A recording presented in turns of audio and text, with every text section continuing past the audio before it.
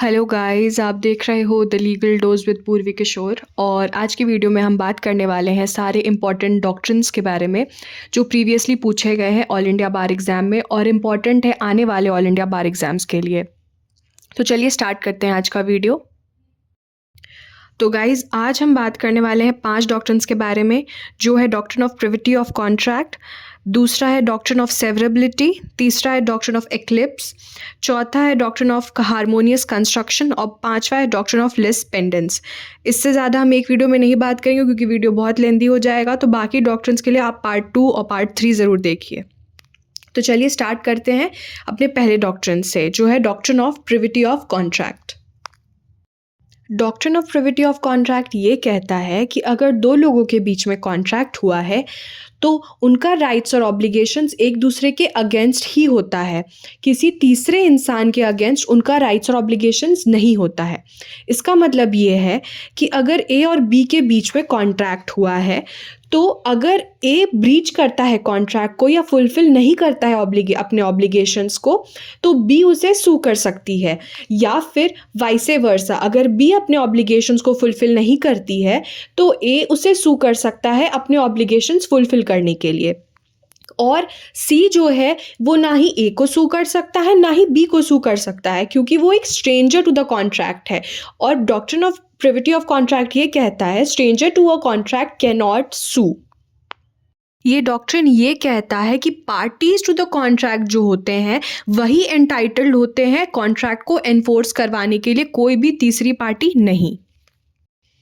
इस डॉक्ट्रिन का ओरिजिन हुआ था एक केस में जिसका नाम है Dunlop pneumatic tyres company limited versus Selfridge and company limited.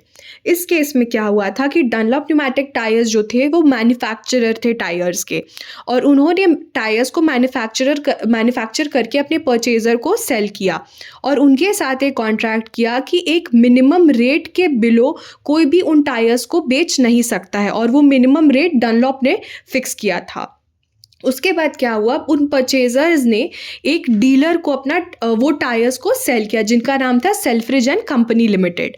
तो क्या हुआ, सेल्फ्रिज एंड कंपनी ने उसे मिनिमम रेट के नीचे सेल कर दिया जो डनलॉप न्यूमैटिक ने फिक्स किया था। तो डनलॉप ने सेल्फ्रिज को सू किया।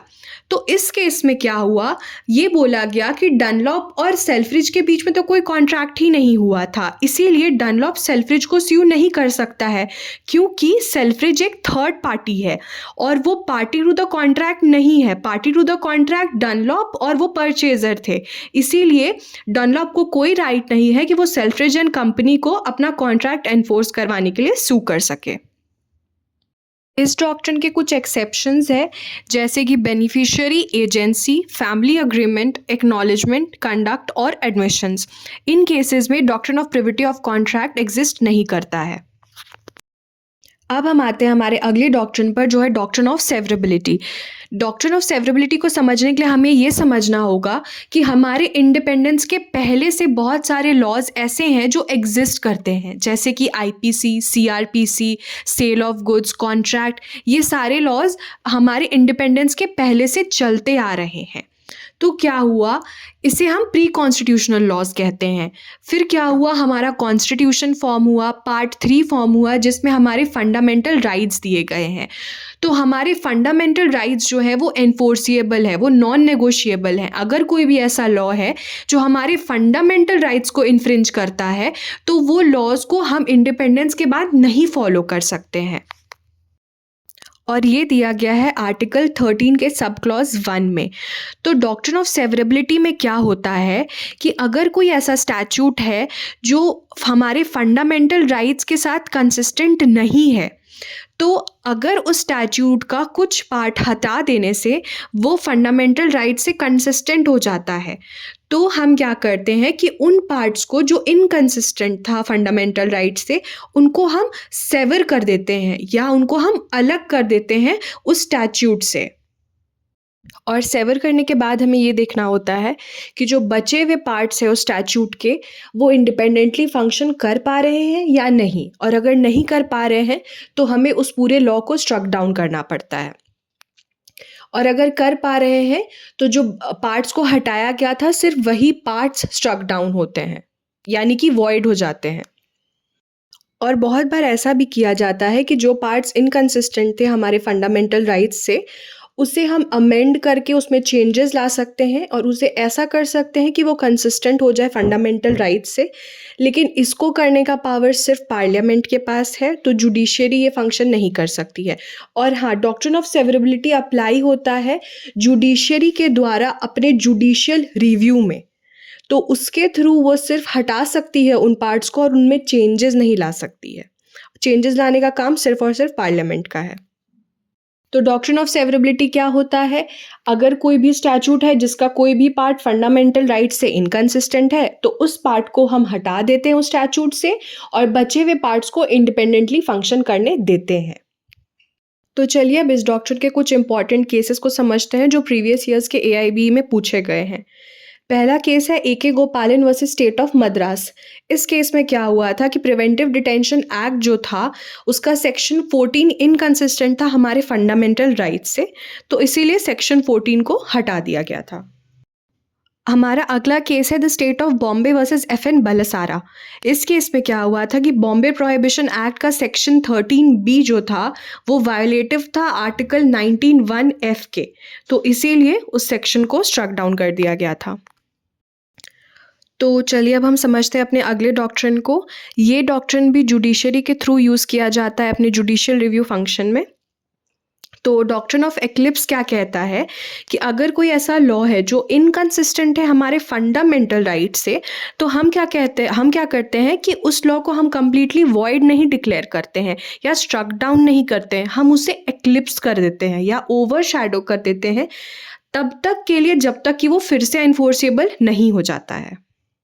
डॉक्ट्रिन ऑफ एक्लिप्स में हम क्या करते हैं कि उन प्री कॉन्स्टिट्यूशनल लॉज को जो इनकंसिस्टेंट थे हमारे फंडामेंटल राइट से, हम उन्हें नल एंड वॉइड डिक्लेयर नहीं करते हैं, ना ही हम उन्हें वॉइड एब इनिशियो करते हैं, लेकिन हम उन्हें क्या करते हैं एक डॉर्मेंट स्टेट में भेज देते हैं तब तक के लिए जब तक कि कुछ अमेंडमेंट आ करके वो लॉज फिर से एनफोर्सेबल नहीं हो जाते हैं। तो इसमें क्या होता है कि वो लॉ स्ट्रक डाउन नहीं होता है, ना ही उस लॉ का कोई पार्ट स्ट्रक डाउन होता है, बट वो डॉर्मेंट पोजीशन में चला जाता है जब तक कि वो फिर से एनफोर्सेबल नहीं हो पाए। तो इस डॉक्ट्रिन का एक बहुत इंपॉर्टेंट केस है जो प्रीवियस ईयर के AIB में पूछा गया है, जो है Bikaji Narayan Das state of MP।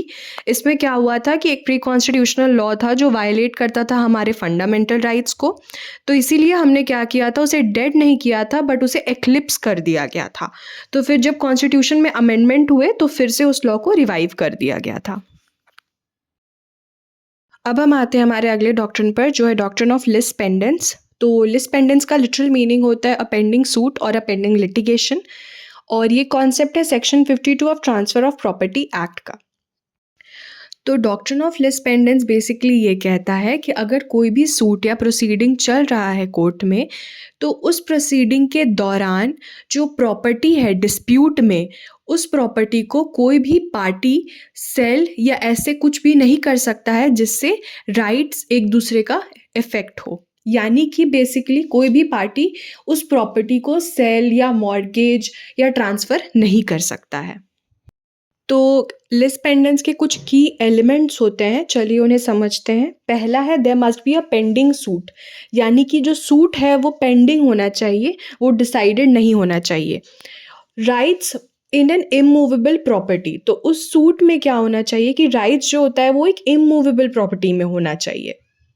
तीसरा की एलिमेंट ये है कि the property must be directly in question. ऐसा नहीं हो सकता है कि सब्जेक्ट मैटर ऑफ डिस्प्यूट कुछ और है, जो प्रॉपर्टी है उसी को सब्जेक्ट मैटर ऑफ डिस्प्यूट होना चाहिए, नहीं तो doctrine of lis pendens apply नहीं करेगा। और जो ट्रांसफ़र या कुछ और मॉर्गेज या कुछ भी होना चाहिए वो during the pendency of the suit होना चाहिए। और आखिरी पॉइंट ये होता है कि transfer should affect the rights of other parties, यानी कि अगर वो प्रॉपर्टी ट्रांसफ़र होता है तो वो अफेक्ट करता है राइट्स ऑफ अदर पार्टी। अब हम आते हैं हमारे आखिरी डॉक्ट्रिन पर, जो है डॉक्ट्रिन ऑफ हार्मोनियस कंस्ट्रक्शन। तो जब आप वर्ड हार्मोनियस कंस्ट्रक्शन सुनते हैं तो इससे आपको ये समझ में आ रहा होगा कि ये डॉक्ट्रिन जो है वो एक हार्मनी एस्टैब्लिश करना चाह रहा है दो चीज़ों के बीच में। तो चलिए समझते हैं कि ये डॉक्ट्रिन में होता क्या है। तो ये डॉक्ट्रिन एक कॉन्सेप्ट है इंटरप्रिटेशन ऑफ स्टैट्यूट्स का।